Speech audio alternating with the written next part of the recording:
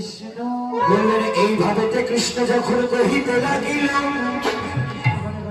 ওই সোনার পর্বত হতে নেমে গঙ্গা নেমে এলো। সকল গোপীগণ আজ অবনত মস্তকে গোবিন্দের চরণ দুখানি জড়িয়ে ধরে হে গোবিন্দ হে গোবিন্দ আমরা তো আহিলেনি গলিনি বলিনি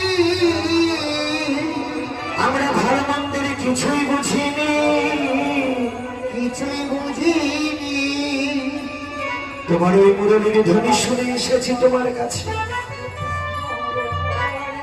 আর এখন তুমি আমাদের গ্রহণ করছো না।